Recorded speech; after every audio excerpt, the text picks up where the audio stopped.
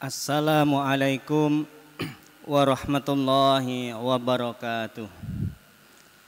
Alhamdulillahirabbil alamin wassalatu wassalamu ala Rasulillah wa ala alihi wa sahbihi wa man wala amma ba'd. Hadirin wal hadirat jamaah salat zuhur yang dimuliakan Allah. Alhamdulillah, segala puji kita panjatkan kehadirat Allah Subhanahu wa taala yang telah memberikan berbagai anugerah karunia kenikmatan kepada kita semuanya. Pada kesempatan siang hari ini, insya Allah kita akan melanjutkan mempelajari hadis-hadis dari Rasulullah Sallallahu Alaihi Wasallam. Pada kesempatan siang hari ini, kita ambil judul "Jangan remehkan kebaikan. Siapa tahu itu menjadi pengantar kita menuju ke surga." Kita awali dengan ucapan dari Imam Hasan Al-Basri. Beliau mengatakan, lakukan kebaikan sekecil apapun, ya. Lakukan kebaikan sekecil apapun, karena engkau tidak pernah tahu kebaikan mana yang akan membawamu ke surga. Nabi Muhammad SAW menjelaskan bahwa iman itu terdiri dari 70 sekian cabang. Nah, kita lihat di hadisnya, al-imanu bid'un wa sab'una au bid'un wa sittuna syu'batan. Fa afdaluha qaulu la ilaha illallah wa adnaha imatatul adha anit tariq wal haya'u syu'batun minal iman. Muttafaqun alaih. Keimanan itu ada 70 lebih, atau keimanan itu cabangnya ada 60 lebih. Seutama-utamanya ialah ucapan la ilaha illallah, dan serendah-rendahnya adalah menyingkirkan apa-apa yang berbahaya dari jalanan. Bisa ini berupa misalnya batu, duri, lumpur atau kotoran yang lain. Sifat malu adalah suatu cabang dari keimanan itu. Nah, kita masing-masing kita tentu punya harapan, punya tekad untuk ketika di akhirat nanti mendapatkan tempat tinggal di surga. Sebagaimana dalam doa yang senantiasa kita panjatkan, Rabbana atina fid dunya hasanah wa fil akhirati hasanah wa qina adzabannar. Kita memohon kepada Allah kebaikan di dunia, kebaikan di akhirat, dan diselamatkan dari api neraka. Nah, untuk itu tentu kita sangat berharap nanti bertempat tinggal di surga. Nah, hal-hal yang kecil ini sepertinya seolah-olah suatu hal yang remeh, tetapi bisa mengantarkan menuju ke surga.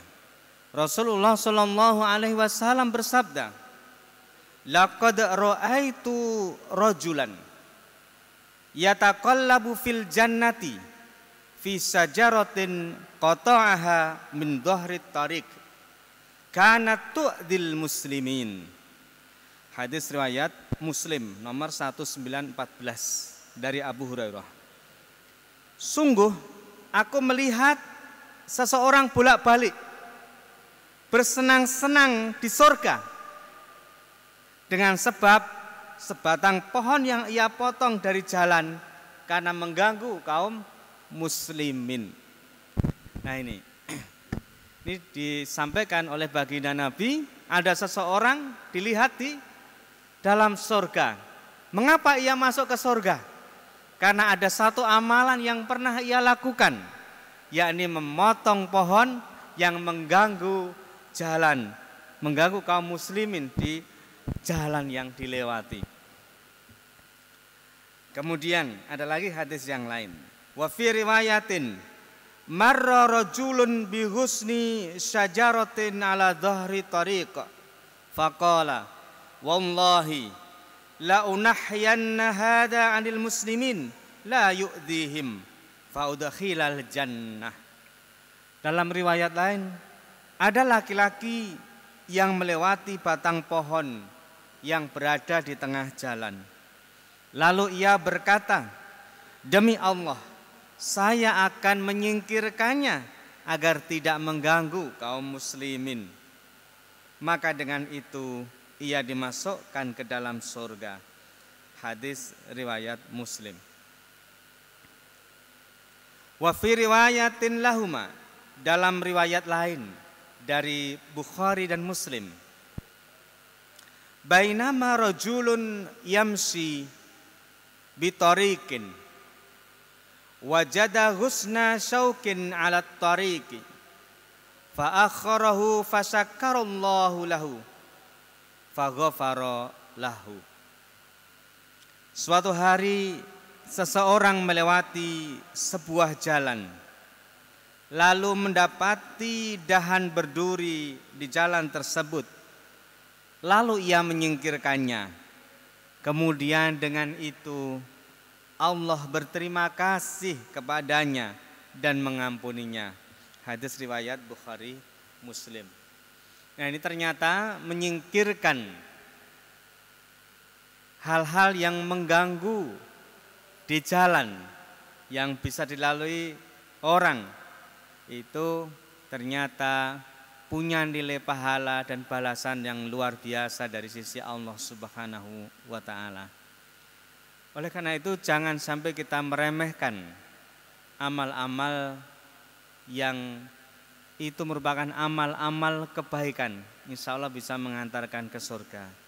Mungkin kita lihat sekilas ada hal-hal yang mengganggu di jalan, mungkin bongkahan batu, atau mungkin ada dahan ranting yang kering kemudian jatuh di tengah jalan, atau mungkin ada duri, atau mungkin kita lihat beling, paku dan sebagainya. Menyingkirkan itu termasuk kebaikan yang kita lihat dari hadis-hadis ini, ternyata bisa mengantarkan ke surga. Kalau kita lihat di sini, sebenarnya ini adalah suatu hal yang memang perbuatannya seolah-olah ringan, asalkan hati kita tergerak dan kita tahu itu dan memungkinkan kita menyingkirkan seolah ringan. Tapi ternyata memang perbuatan menyingkirkan tumitul adangani torik, menyingkirkan sesuatu yang menjadi halangan di jalan itu punya dampak yang luar biasa. Tidak semua orang itu punya kesempatan melihat di depannya itu ada bahaya atau tidak. Mungkin dari sekian orang, 3 orang, 4 orang berjalan bersama, ada yang melihat pemandangan di samping kanan, samping kiri, atau melihat jauh ke depan. Ternyata di depannya ada lubang, kita tidak tahu. Di depannya ada paku atau kawat, kita tidak tahu. Tidak semua yang berjalan bersama di waktu yang sama ternyata tahu bahaya ada di depan mata. Nah, yang menyingkirkan itu ternyata memang punya dampak luar biasa. Bagi yang tidak tahu, bisa saja mungkin dia menginjak paku, menginjak duri, atau terjerembab, jatuh dan sebagainya, yang mana kemudian perjalanannya terganggu. Perjalanan yang terganggu ini kemudian kalau mungkin orangnya membawa suatu pesan atau barang yang segera harus ditunaikan dan dinanti-nantikan orang banyak.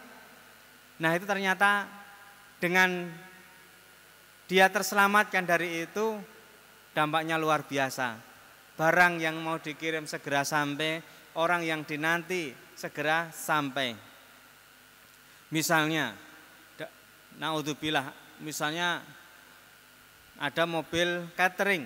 Nah, ketika ternyata kena paku, jalannya terhambat. Sementara acara haflahnya, pestanya sudah dimulai, itu ditunggu, kan menjadikan orang khawatir, risau. Bahkan yang pemilik hajatan, sehibul hajatnya juga, ini pesanannya kok belum sampai, bagaimana dan bagaimana. Mungkin juga seorang narasumber yang sudah sangat ditunggu oleh audiennya, jamaahnya, ternyata ada kendala di jalan.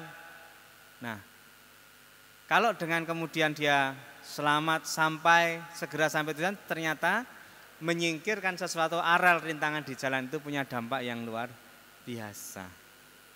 Mungkin demikian yang bisa kita sampaikan pada siang hari ini. Sekali lagi mudah-mudahan kita senantiasa dibimbing Allah Subhanahu wa taala dan diberikan kekuatan untuk melakukan amal-amal kebaikan sekecil apapun yang bisa kita lakukan. Wabillahi taufiq wal hidayah. Wassalamualaikum warahmatullahi wabarakatuh.